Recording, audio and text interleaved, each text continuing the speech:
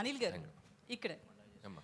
అయితే బుల్లిరాజుని క్యారెక్టర్ పెట్టి చేయడం మీద ఎంత ఫన్ అయితే జనరేట్ అవుతుందో థియేటర్లో, బట్ దాని మీద ఒక నెగిటివిటీ కూడా వస్తుంది కదా. కొంతమంది సైకాలజిస్టులు కావచ్చు, ఒక చిన్న పిల్లోని పెట్టి ఇట్లాంటి రోల్ చేపించారు, ఇలాంటి కొన్ని కామెంట్స్ ట్రోల్స్ వస్తున్నాయి కదా. దీని మీద మీరు ఏం చెప్తారు? అంటే ఇది నేను ఆల్రెడీ నిన్న మొన్న ఇంటర్వ్యూలో చెప్పాను. అసలు పిల్లలు, ఆడవాళ్ళు, పెద్దవాళ్ళు అందరూ థియేటర్లో చప్పట్లు కొడుతూ క్లాప్స్ కొడుతూ ఎంజాయ్ చేస్తుంటే సైకలాజికల్ ప్రభావం పడే అవకాశం ఎందుకు ఉంటుంది? సైకలాజికల్గా పడే ప్రభావం అంశమైనవి చాలా ఉన్నాయి మార్కెట్లో. మనం చాలా హెల్తీగా ఒక చిన్న కామెడీ చెప్పాం. అండ్ మీరు అడిగిన దానికి చిన్న లాజికల్ ఆన్సర్ చెప్తా. ఇదే టాపిక్ సెన్సార్ ఆఫీసర్ దగ్గర కూడా వచ్చింది. సెన్సార్ ఆఫీసర్ కూడా సినిమా అంతా చాలా మెచ్చుకున్నారు. మెచ్చుకున్నప్పుడు ఆవిడ చాలా బాగుంది కదండి, కొద్దిగా మార్చండి అని చెప్పారు. మేము మార్చాం. ఆవిడ అడిగినప్పుడు నేను ఒకటే చెప్పా, ఇప్పుడు మనం ఒక స్మోకింగ్ ఇంజూరియస్ టు హెల్త్ అని చెప్పి థియేటర్కి రాగానే ఒక టైటిల్ కార్డ్ వేస్తున్నాం.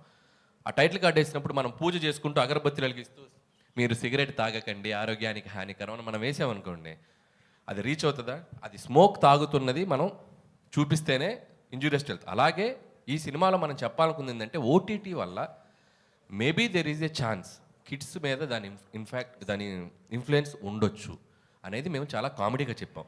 ఈ విషయం 25 ఏళ్ల క్రితం జంజాల గారు ఐహై నాయక్ అనే సినిమాలో ఒక పెద్ద ట్రాక్ వేశారు. సినిమా అంతా పిల్లోడి మీద తీశారు. అంటే స్పాయిల్ కిడ్, ఆ స్పాయిల్ కిడ్ ఉంటే ఆ పడే టార్చర్ ఎలా ఉంటుంది అనేదాన్ని మనం చాలా హెల్తీగా పాజిటివ్గా చెప్పాం.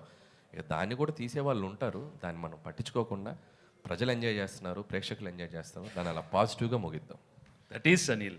Thank you sir. వెంకటేష్ గారు అదే ఆ కిడ్ మీద కూర్చుని నేను కూడా వెంకటేష్ గారు ఆ కిడ్ మీదే ఓ పక్కన మీరు ఓటీటీ చూస్తే కిడ్స్ పాడైపోతారు అంటూనే రానా నాయుడులో కిడ్స్ను పాడు చేశారుగా. పాడు చేశానా? నాకు అనిపించలేదమ్మా. ఆ మనవండి నీకు మరి. అనిపిస్తే నేనేం చేయను. ఎంతమంది పాడేవారు నాకేం తెలుసమ్మా. అది నేను కాదు.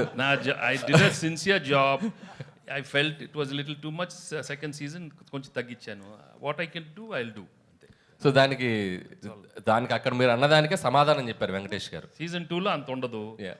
ఆ సీజన్ 2 ఎక్కువ 1లో కంప్లైంట్స్ వచ్చినాయి, ఇప్పుడు తగ్గించేసాం. That's all.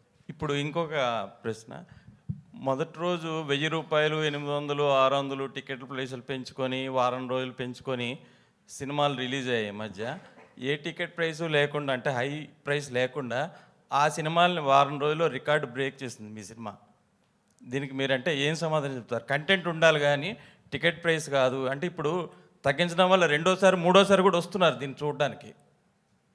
సేమ్ అదే టికెట్ ప్రైస్ తక్కువ ఉండడం వల్ల రెండోసారి మూడోసారి ఆ ఫన్ ఎంజాయ్ చేయడానికి కోసం వస్తున్నారు. అంటే this is completely it's other game అండి. అంటే సినిమా టు సినిమా ఇప్పుడు పెద్ద బడ్జెట్ ఫిలిమ్స్ కొన్ని ఉంటాయి, అంటే వాళ్ళు పెట్టిన బడ్జెట్స్కి. సో ఆ cinema first week collections gross వాళ్ళు తెచ్చుకోగలిగితేనే ఆ సినిమా బడ్జెట్స్ వర్కౌట్ అవుతాయి. అంటే మా సినిమా బడ్జెట్స్కి మేము ఎంత రేట్స్ పెట్టుకోవాలో అంత కంఫర్టబుల్గా పెట్టుకున్నాం. మీరు అడిగింది లాజికల్గా రెవెన్యూస్ పరంగా ఇది చేసిందంటే ఇది కంటెంట్ పరంగా వాళ్ళ ఆడియన్స్ కనెక్ట్ అయ్యి దీనికి అతిపెద్ద విజయాన్ని ఇచ్చి నంబర్స్ ఇస్తున్నారు.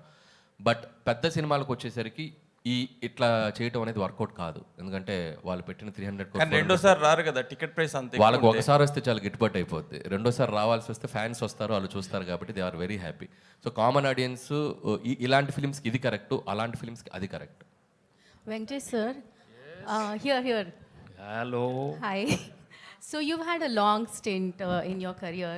So what has been the most fulfilling moment for you as an actor? And my second question is, you worked with Mr. Anil earlier. So how have you seen him evolve as a director from the first movie you worked with him and now? See, as an actor, I'm very happy with my choreograph because the audience have always been very encouraging right from my first film, and they've given me a warm reception with all different kind of genres right from the beginning, whether you say entertainment films, action films, emotional films.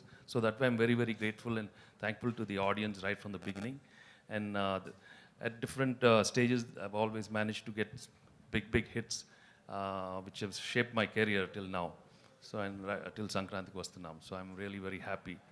And as of Anil, well, I hit it off right from day one, when I met him as a writer itself. So I knew he had the spark and we gelled very well. It's very important to have a very good rapport. Yeah. And right from day one, we are more like friends and I'm not like a hero with him. I treat him as my own co-writer or, something like that. So I think we enjoy working together. So that's why I think we see very good results. And my whole working style with him is, if there's anything wrong with the script also, we work more like writers. So there's a lot of bounce back ideas within us. So that's why, and he's very, very flexible when it comes in the, on the spot. So, and he's got so much energy, and I just love his energy. Yeah. Thank you. Venkatesh sir. గారు అనిల్ గారు sir Venkatesh గారు